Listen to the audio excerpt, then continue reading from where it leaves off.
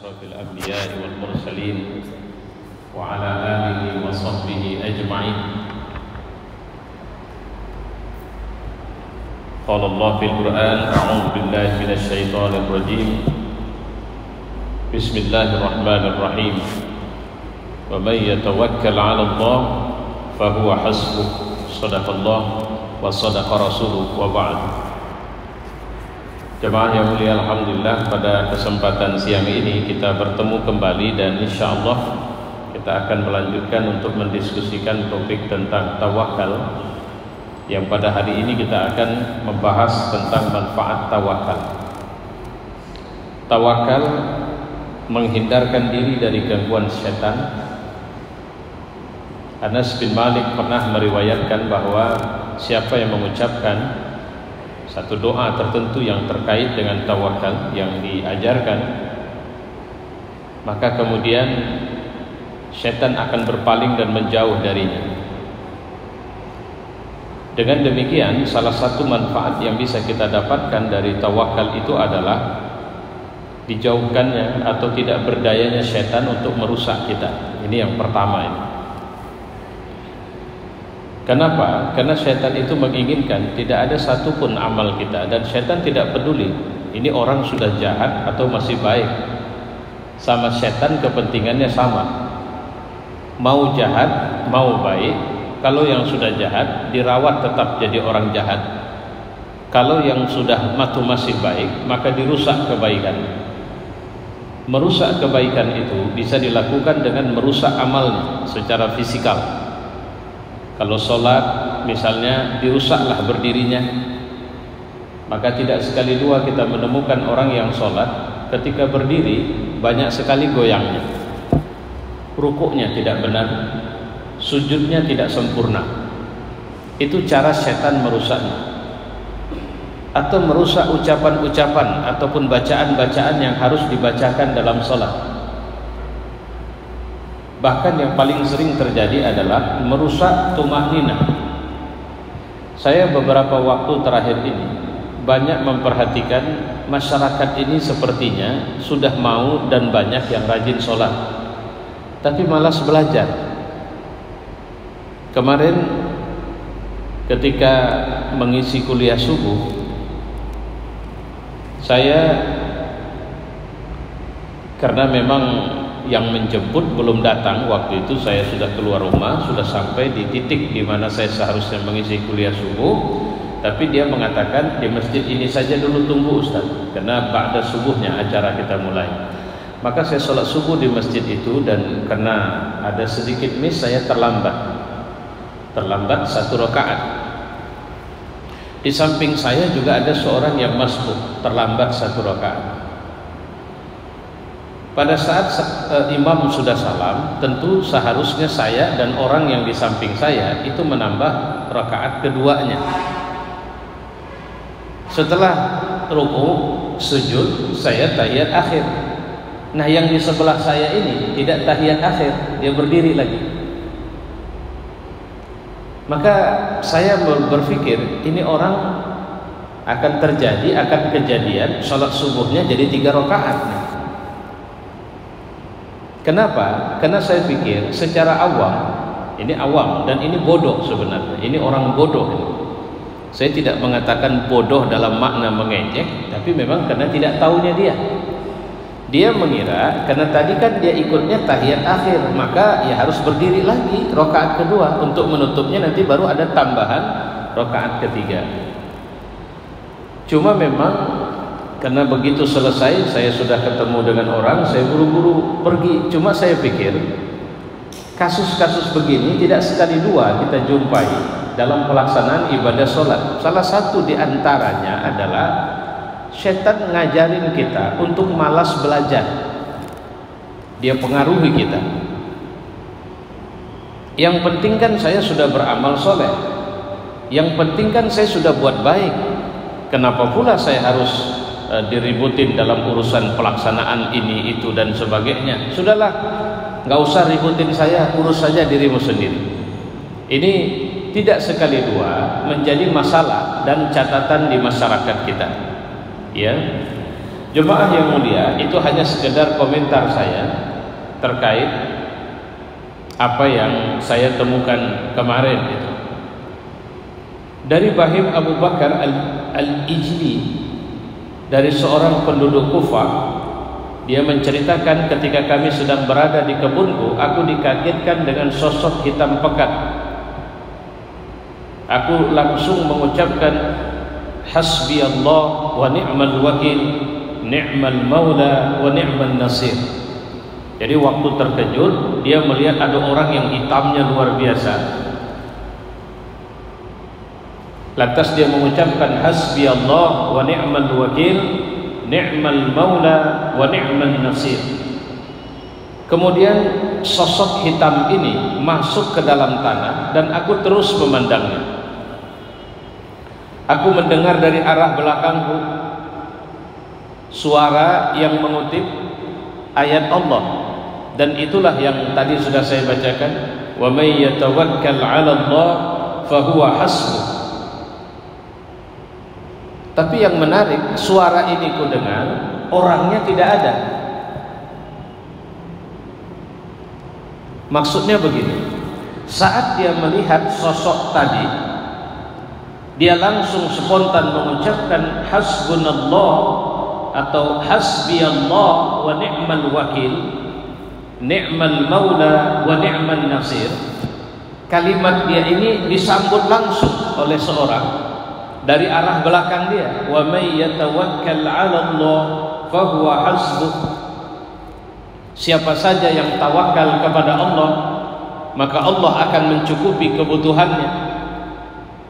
Cuma setelah dia lihat, dia nggak tahu nih sampai dia ceritakan berita ini, orang yang mengucapkan itu siapa, orang atau siapa. Tapi yang pasti itu respon dari ucapan doa yang dia sampaikan tadi. Nah jemaah yang mulia, apa saja lebih real manfaat-manfaat dari tawakal? Yang pertama, tawakal ini bisa mengusir rasa pesimis. Sehingga seorang yang tawakal nggak ada pesimisnya. Pada saat dia mulai tidak berdaya, dia menyerahkan sepenuhnya kepada Allah. Sementara saat dia tidak sedang tidak berdaya saja pun dia menyerah kepada Allah. Cuma penyerahan yang pertama itu ditandai dengan mengoptimalkan potensi yang dibekalkan atau diberikan Allah kepadanya. Seorang anak ujian, tawakal pertama dia ngapal, dia menghafal, mungkin saja sambil berdoa kepada Allah. Setelah kemudian ujian dilaksanakan, hasilnya belum dapat. Untuk mendapatkan hasil, nggak urusan dia lagi, tidak ada lagi ujian. Ini tawakal level 2. Dalam makna apa? Bulat. Ini urusan Allah, dan Allah tidak mungkin merencanakan keburukan untukku. Ini yang membuat seorang tidak pesimis. Ibnu Mas'ud, Rasulullah SAW bersabda, menjadikan burung sebagai pertanda buruk itu bahagian dari syirik. Zaman saya anak-anak ini masih populer. Saya nggak tahu sekarang masih populer nggak. Kalau sudah lewat burung gagak, saya masih ingat sekali, langsung detaknya apa? Ini ada yang meninggal ini di kampung ini. Burung-burung tertentu dianggap sebagai burung pembawa sial. Yang begini-begini, ini tidak boleh kata Nabi. Ini bahagian dari syirik. Meski tak ada seorang pun dari kita kecuali juga merasakannya. Jikapun memang ada perasaan, maka seharusnya itu dihapus dengan tawakal kepada Allah. Ada pertanda bahaya yang mungkin sedang kita tangkap, ya sudahlah, saya tawakal kepada Allah. Makanya saya masih ingat sekali waktu saya pernah bincang atau duduk silaturahim, masih Habib Rizik masih di Mekah. Yang saya perhatikan, doa yang paling banyak dia baca itu ini, hasbiyallah wa ni'mal wakil. Au hasbunallah wa ni'mal wakil. Kenapa dia baca ini? Sudah tawakal saja. Sehingga kalaupun sekarang dia berada di dalam penjara, sepertinya memang itu terbaik untuknya. Karena Allah tidak merencanakan keburukan untuk seorang mukmin. Nah, begitu pahami. Karena enggak mungkin Allah mengabaikan doa-doa yang dia ucapkan itu. Tidak mungkin. Saya hakul yakin Allah mendengar, dan apapun yang terjadi kepadanya adalah sesuatu yang insya Allah itu baik untuknya. Ya. Allamah Al-Munawi menjelaskan hadis tentang burung atau tiarah, mengatakan itu adalah buruk sangka terhadap Allah dan lari dari ketetapannya. Masa burung gagak dianggap sebagai pembawa berita kematian? Ban kempes dianggap tanda-tanda sial atau tanda bakal ada bencana? Pegang gelasnya jatuh dan pecah dianggap sebagai tanda malapetaka? Enggak perlu lah. Makanya seorang mukmin ini, jika ada sesuatu yang mencemaskan hatinya, dianjurkan dia untuk tawakal kepada Allah. Jangan percaya dengan semua itu. Kita ini kan masih ada ya. Mau keluar rumah buru-buru, tadi waktu mau sarapan gelasnya kesenggol pecah. Terus begitu mau keluar, sepeda motor dibawa keluar, kempes pula. Atau sudah jalan kempes, atau sudah jalan keserempet orang. Waduh, ini sial betul saya hari ini. Nah, ini bab yang Islam tidak menyukai ini. Jangan menghukumkan peristiwa yang terjadi sebagai pertanda sial untuk kita. Ya, ini yang pertama. Tiarah ini bahagian dari perbuatan syirik. Karena masyarakat Arab meyakini bahwa sesuatu yang dianggap buruk sebagai penyebab kegagalan. Sama enggak pun masyarakat Arab kita juga begitu kok. Kalau mimpi gigi putus, ini ada orang gini, kalau mimpi buruk ceritakan. Enggak, mimpi buruk diam saja, jangan cerita sama orang. Menyerah kepada Allah. Mimpi baik baru cerita. Alhamdulillah tadi malam saya mimpi indah sekali. Nah, contohnya begitu. Apa itu? Saya ketemu sama Rasulullah. Dia memberi nasihat di sebuah padang pasir yang tidak ada orang, cuma saya sama beliau dan satu orang yang saya yakini orang itu adalah Ali bin Abi Thalib. Rasulullah kasih nasihat sama saya. Ceritakan saja sama orang. Tapi enggak ada. Yang perlu dipahami, mimpi jumpa Nabi bukan pertanda masuk surga. Jangan terus menganggap karena udah pernah mimpi jumpa Nabi lantas pasti masuk surga. Enggak ada jaminan, enggak ada satu hadis pun. Mimpi jumpa Nabi itu pertanda memang ketemu sama Nabi. Bagaimana mekanisme pertemuannya itu enggak urusan kita. Tapi itu biasanya pertanda baik. Ya. Ini yang pertama. Kedua, tawakal memudahkan kesulitan dan menunjukkan jalan keluar. Abu Hasan As-Saffar, seorang ahli fikih ternama, menuturkan, kami berada di samping Hasan bin Sufyan. Beberapa hamba Allah yang dikaruniai keutamaan pergi menuntut ilmu darinya. Satu hari Hasan bin Sufyan keluar menuju majelisnya. Ia berkata, wahai para hamba Allah, dengarlah apa yang akan kukatakan ini sebelum aku menyampaikan ilmu kepada kalian hari ini. Seperti saya lah mengajar sekarang, sebelum mulai mengajar ada nasihat disampaikan. Aku yakin bahwa kalian adalah manusia yang diberi nikmat lebih dari Allah untuk hijrah dari kampung halaman kalian demi menuntut ilmu. Ini tadi anak-anak banyak sholat pakai jubah, mereka semua sholat ikut sama kita. Ngapain mereka rame-rame? Mereka bukan tidak mungkin datang dari berbagai kampung mereka, negeri mereka. Ngapain? Belajar Quran di sini. Ya. Nah, mungkin tidak pernah terbayang di hati kalian derita yang harus ditanggung demi menuntut ilmu, berpisah dengan keluarga. Saya punya anak 3 tahun di pesantren, tahun ketiga ampun-ampun dia. Padahal pesantrennya, kalau istilah saya sama dia, kenapa lah kau begitu nak? Rumah kita lompat pagar saja udah nyampe ke pesantren. Dia merasa di pesantren itu seperti wah terkungkung betul. Nah ini dia, ada pengorbanan, ada dinamika. Ada yang anaknya, uminya misalnya masakannya enak, begitu di pesantren masakannya seperti masakan barak tentara. Yang penting bisa makan, rasanya tidak jelas misalnya, tidurnya tidak nyaman, dan sebagainya dan sebagainya. Karena itu aku sengaja akan mengisahkan sekelumit pengalamanku menanggung hal tersebut, kata Hasan bin Sufyan. Nih, aku mau cerita nih sama kalian. Aku sengaja, katanya, meninggalkan kampung halamanku untuk menuntut ilmu di Mesir bersama 9 orang kawanku.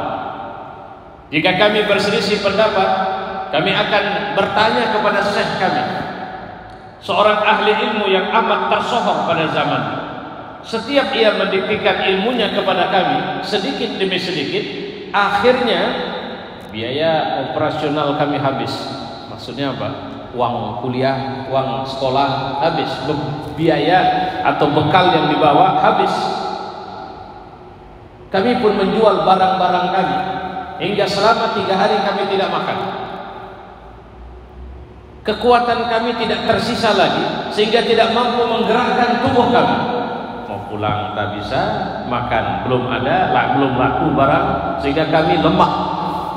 Keadaan ini memaksa kami untuk meminta belas kasihan dan menampakkan wajah memelas kepada orang lain.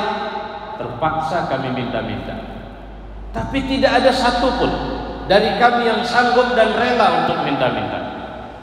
Ini kalau ahli ilmu memang begitu dia. Jadi kalau orang yang lillah, punya izzah, dia nggak sanggup untuk minta sama orang, padahal dia sudah butuh. Akhirnya diputuskan, begini aja, kita undi di antara 9 orang siapa yang harus keluar untuk minta-minta. Waktu itu akulah yang terpilih, katanya. Pada awalnya aku bingung, tapi aku harus bersedia untuk melaksanakan kesepakatan yang telah dibuat. Aku pun mendirikan sholat 2 rakaat dan kemudian aku berdoa. Baru selesai berdoa, ada seorang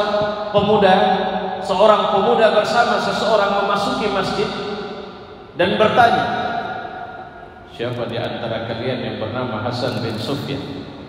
Aku menjawab, saya. Amin turun mengucapkan salam kepada kalian. Ia meminta maaf karena lupa mencari kalian dan memperhatikan keadaan kalian. Ia mengirimkan benda ini untuk kalian.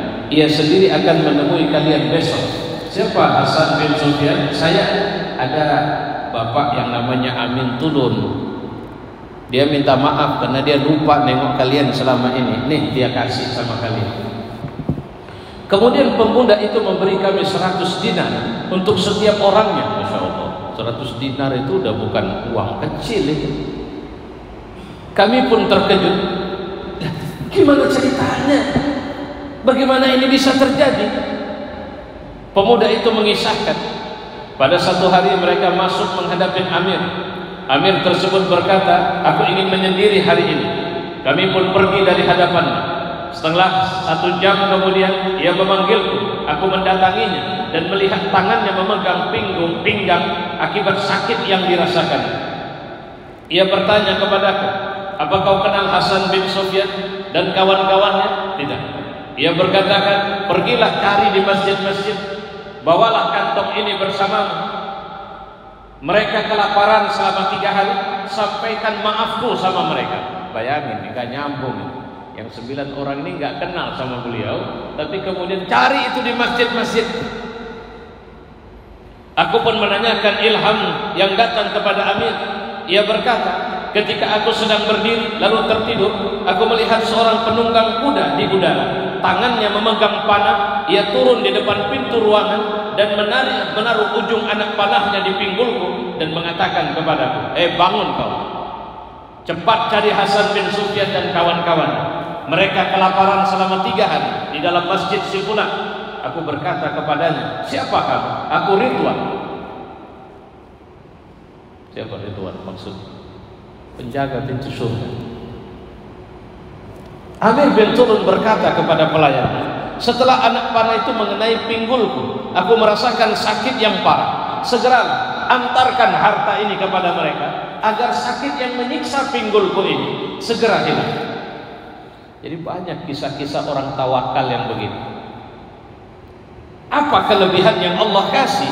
Ini para mahasiswa ini tadi sudah sepakat mau minta-minta, tapi harga mereka, harga diri mereka lebih tinggi dari sekedar minta-minta.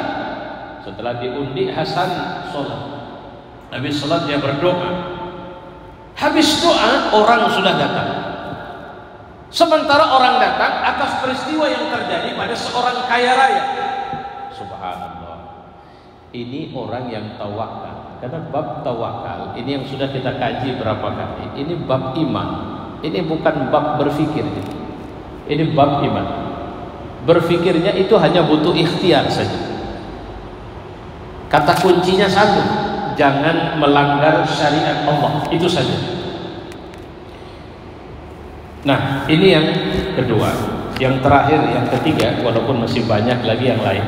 Tawakal ini mendatangkan kekayaan dan kelapangan rezeki. Wa tawakkal 'alal hayyil ladzi la yamut wasabbih bihamdi wa kafa bihi bi dzunubi 'ibadi khabira. Sulaiman Al-Khawas menemuiku, wahai Abu Qudamah, setelah ayat ini turun, surah Al-Furqan ayat 58, maka sama sekali tidak pantas jika masih ada seorang yang meminta pertolongan di dalam urusannya kepada selain Allah. Jelek sekali urusan yang dia mau dia minta kepada selain Allah. Ustaz, kalau kita nggak minta sama orang-orang yang memang kita yakin bisa membantu kita, nggak akan kita dapat. Nah begini logikanya, kalau nggak dapat itu tandanya tidak baik untuk kita. Jadi logika berpikirnya begitu. Kita ini kan sering kali mengatakan, kalau cuma doa Ustaz, kalau cuma nyerah sama Allah Ustaz, nggak mungkin kita dapat. Kalau nggak mungkin, tandanya itu tidak baik untuk dunia dan akhirat kita. Coba kalau cerita dari sekedar duit dan sebagainya, lihatlah fenomena kehidupan di dunia, di luar sana. Konstelasi politik. Apa yang terjadi? Orang tidak butuh dan tidak peduli moral untuk mendapatkan apa yang dia inginkan. Tapi kalau seorang mukmin, dia cuma ingin ridha Allah, dan ridha Allah itu hanya diberikan kepada orang-orang yang beriman. Jadi kaya dalam makna sesungguhnya itu bukan kaya karena punya banyak sesuatu, tapi kaya dan dalam makna ada kelapangan hati, ada bahagia yang tidak hilang dari diri kita.